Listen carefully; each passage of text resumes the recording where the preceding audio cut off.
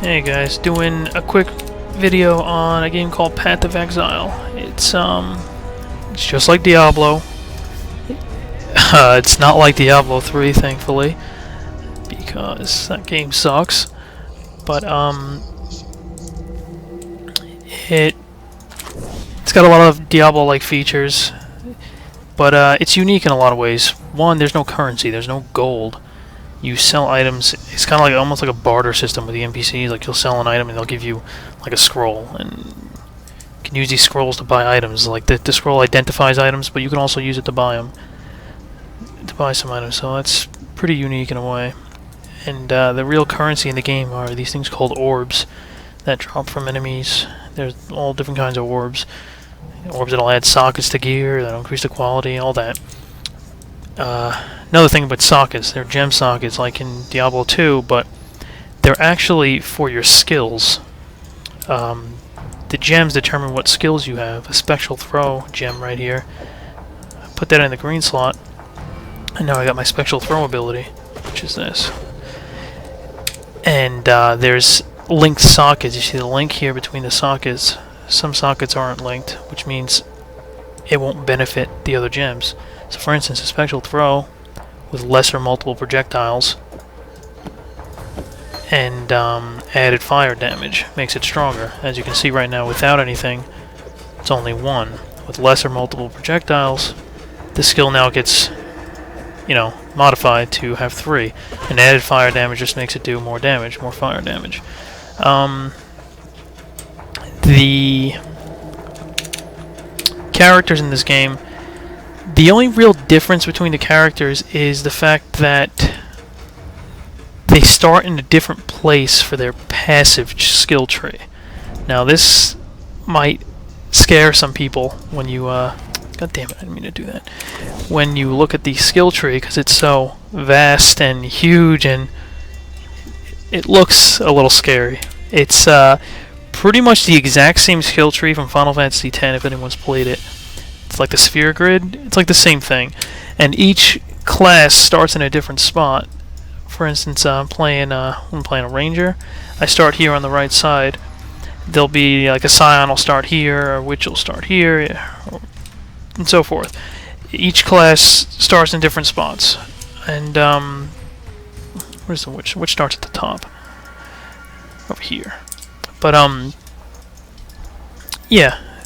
That's the difference between each class. It has nothing to do with the skills. You can use any skills with anyone if you want. Some might be better. They might have better passives for like a summoner. Like a witch is like the best summoner because she starts at a good spot to get all the passives that affect summoners, the summoning of the skills and such. There's still leveling in the game, just like any other game of this type. And loot, of course. And yeah, it's fun. There's also 3 difficulties, just like Diablo 2, and I think D3 does that too. I didn't play it enough. There's like normal, medium, hard, kind of like that. And you play through the game 3 times. And there's a pretty unique thing called maps. You'll use a map, and it'll put you in a zone, and it'll be altered by the properties that the map has. For instance, Torchlight 2 had the same thing, where like enemies will do 50% more physical damage, but you'll get double the loot quality, double the loot quantity, and you'll use this, and it'll make the area really hard, but more rewarding. You can get more experience for doing so, for doing the stuff, and yeah, it's pretty cool. Where am I going now? I'm trying to find the girl who's in this zone somewhere. In the slums. I'll do that later. Let's go fight some stuff though.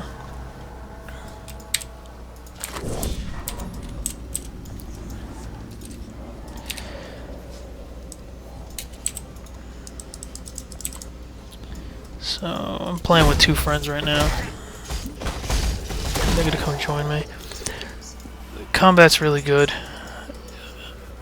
It's fast-paced, and oh yeah, another important thing. The game's free to play, and it's not free to play as in, oh, you have to pay money in the cash shop or you're going to be weak and you're really limited in what you can do. No, it's truly free to play. Everything in the cash shop is purely cosmetic except for some stash tabs for like your guild. That's like it. You don't even need it. So everything's purely cosmetic. You really don't have to use the cash shop at all. So yeah, it's a game definitely worth checking out. I mean, it's free, so just go try it. Maybe you'll like it, maybe you won't. But it's on Steam. It's better than D3 in my opinion. I think D3 sucks. Because again, everything's like based off like kind of like a free-to-play game, but it would alter everything in the game. So you're forced to buy stuff. Diablo 3 did it with the auction house. It altered the game and just made it kind of like an unplayable, broken mess. And thankfully, this game does not do that with the free-to-play system. There's no auctions in the game either, so everyone just trades, which gives a bigger feeling of community than D3 does. You know, everything's behind an auction house. You never actually trade with a player. So it's nice. It's a good game.